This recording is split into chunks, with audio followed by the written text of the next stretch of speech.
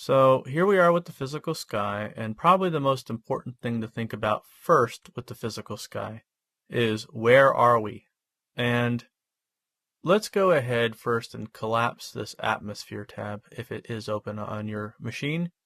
And we have two ways of specifying the location. The first is by actually going in here and specifying a longitude and a latitude, and then we can set a date. And we luckily have a nice little now button if you want to render for whatever conditions you're experiencing right now.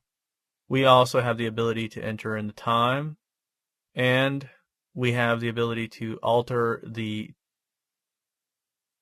time variation for wherever you're at. So for me it would be -5. For you it would be different depending upon where you are in the world. And then we can rotate the entire ground, meaning that if we have the sun in a particular location, we can actually rotate the entire ground to be different from the north angle of our compass here. By the way, if you haven't noticed already, there's the sun in our compass, and so it will tell us where it is in terms of the time of day by simply rotating over this compass if you keep an eye on it.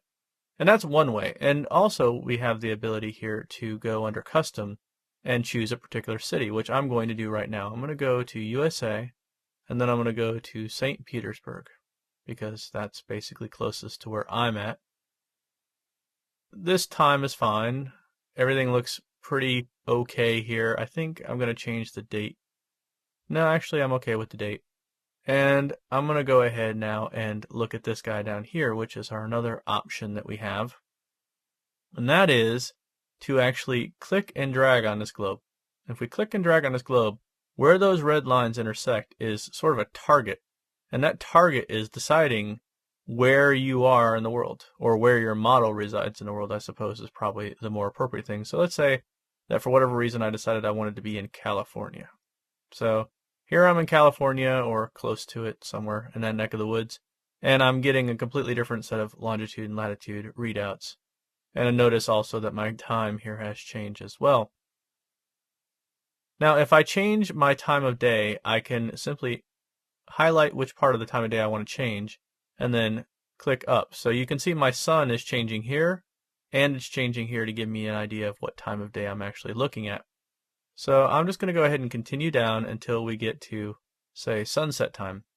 And maybe I want to be a little bit even further down, so I'm just going to go ahead and continue till we get a little bit closer to a sunset, something like so.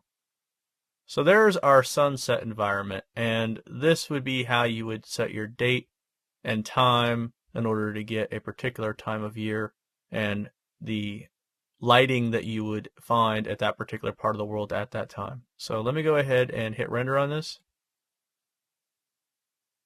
And there we go. There's our sunset render of our nice little scene here.